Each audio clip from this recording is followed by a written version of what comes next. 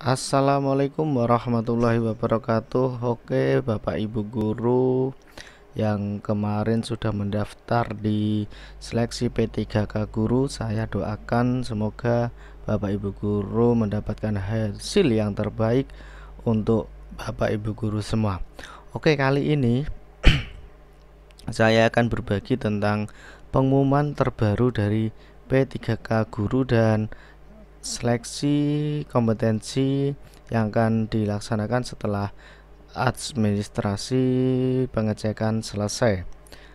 Nanti kita akan bahas pengumuman terbaru dari P3K Guru dan bobot soal dan afirmasi yang didapatkan oleh Bapak Ibu guru pada seleksi tahap 1 P3K Guru.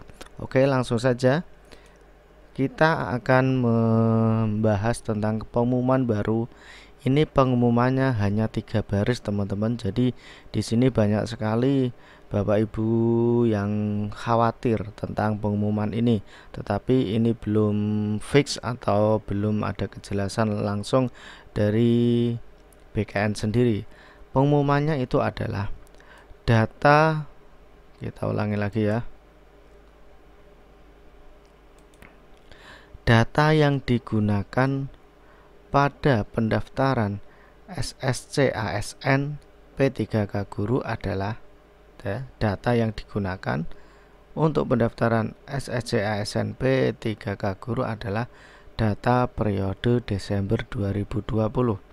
Jadi ini adalah data yang diambil Desember 2020 atau bisa dikatakan yaitu kalau gurunya itu terdaftar di Dapodik atau ber-TMT periode Desember 2020. Selanjutnya, pemutakhiran data yang dilakukan setelah periode tersebut tidak dijamin terekam pada seleksi pendaftaran guru ASN P3K di aplikasi SSC ASN. Jadi Bapak Ibu guru, menurut pengumuman ini dan menurut saya itu ini adalah nanti yang terekam itu adalah data periode Desember 2020, karena di pengumuman ini juga berbunyi bahwa tidak dijamin terekam ya. Tetapi untuk saat ini kan sudah banyak sekali teman-teman kita Bapak Ibu guru yang sudah mendaftar, sudah bisa membuat akun dan bisa memilih formasi dan sudah mengakhiri pendaftaran itu yang TMT-nya di atas 2020 ya, jadi 2021. Jadi ini yang kebingungan apakah nanti yang setelah periode Desember 2020 ini bisa melanjutkan ke tahap selanjutnya atau tidak. Kita tunggu pengumuman selanjutnya. Karena pengumuman ini singkat ya, data yang digunakan pada pendaftaran SSC ASN P3K Guru adalah data periode Desember 2020. Jadi kalau menurut pengumuman ini adalah data periode Desember 2020, berarti ini adalah TMT terakhir itu harus Desember 2020. Jika Bapak Ibu masuknya Dapodik 1 Januari 2021 itu kan sesudah periode Desember 2020, dan itu tidak dijamin terekam pada seleksi pendaftaran guru ASN P3K di aplikasi SSC ASN. Tetapi semoga kita berdoa teman-teman yang tidak pada periode Desember 2020 dan yang sudah membuat akun, sudah membuat resum formasi, sudah memilih formasi, semoga saja bisa langsung ke tahap selanjutnya. Oke, kita berdoa bersama-sama ya. Amin. Mari kita aminkan bareng-bareng dan kita lulus bareng-bareng. Selanjutnya kita akan membahas tentang ujian seleksi kompetensi bidang. Di sini tertera tanggal 23 sampai dengan 29 Agustus 2021. Ini menurut web dari P3K Guru Kemendikbud. Pelamar yang lulus seleksi administrasi melaksanakan ujian kompetensi sesuai formasi yang sudah dipilih. Tahap ini hanya dapat diikuti oleh pelamar dengan kriteria sebagai berikut. Jadi pelamar yang bisa ikut seleksi pada tanggal 23 sampai 29 Agustus 2021 itu Yang pertama adalah guru non ASN yang mengajar di satuan pendidikan yang diselenggarakan oleh instansi daerah dan terdaftar sebagai guru di Dapodik. Jadi ini tahap pertama ini khusus untuk guru yang non ASN yang terdaftar di Dapodik. Yang kedua adalah guru tenaga honorer X kategori 2 atau K2 sesuai dengan database tenaga honorer Badan Kepegawaian Negara. Jadi hanya 2 kriteria yang bisa ikut, guru non ASN yang terdaftar di Dapodik dan tenaga honorer K2. Selanjutnya yaitu kita akan membahas tentang bobot soal ujian seleksi kompetensi.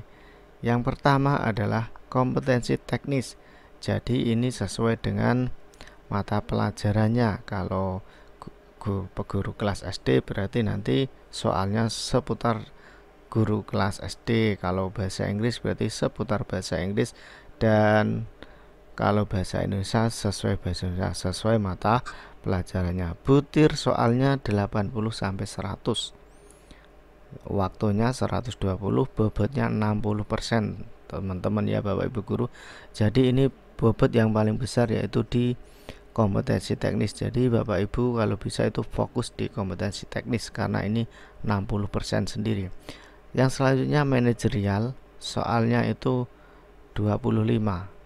Waktunya 25 menit. Selanjutnya sosial kultural yaitu butir soalnya 20 dan waktunya 15 menit. Selanjutnya yang terakhir itu pertanyaan wawancara. Ini bentuknya adalah tertulis dijawab, tertulis esai ya. Nanti bobotnya adalah 40%. Jadi totalnya itu 100%, 60% untuk kompetensi teknis. Jadi sesuai mata pelajaran. Yang kedua adalah manajerial, sosial kultural dan wawancara itu 40%. Jadi waktunya kurang lebih 170 menit. Dengan soal 135 sampai 155 itu ya. Sudah paham ya Bapak Ibu untuk bobot soal ujian seleksi kompetensi. Sekarang kita ke afirmasi. Afirmasi itu diberikan ya bonus, katakanlah bonus. Pada seleksi P3K Guru 2021 akan diberikan tambahan nilai afirmasi pada penilaian kompetensi teknis dengan kriteria tertentu. Adapun jenis-jenis tambahan nilai formasi sebagai berikut. Yang pertama, jika Bapak Ibu punya sertifikat pendidik. Ingat, sertifikat pendidik yang linier.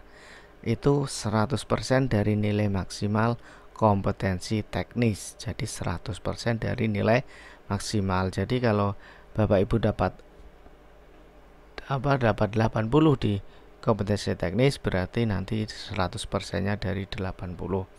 Berlaku untuk semua peserta yang memiliki sertifikat pendidik yang linier dengan formasi yang dilamar ya. Jadi teman-teman ini harus linier. Terus usia. Ini ada dapat 15% dari nilai maksimal kompetensi teknis. Jadi dapat 15%.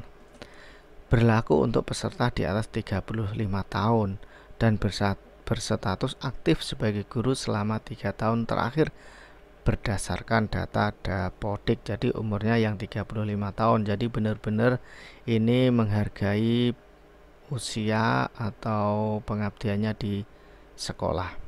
Yang ketiga, disabilitas 10% dari nilai maksimal kompetensi teknis. Kriteria guru yang bisa melamar akan disiapkan oleh Kemendikbud. Verifikasi akan dilakukan oleh Kemendikbud dengan metode verifikasi video.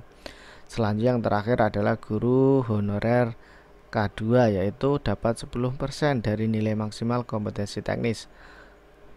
Keterangannya peserta terdaftar di database K2 BKN dan berstatus aktif sebagai guru selama 3 tahun terakhir berdasarkan data Dapodik.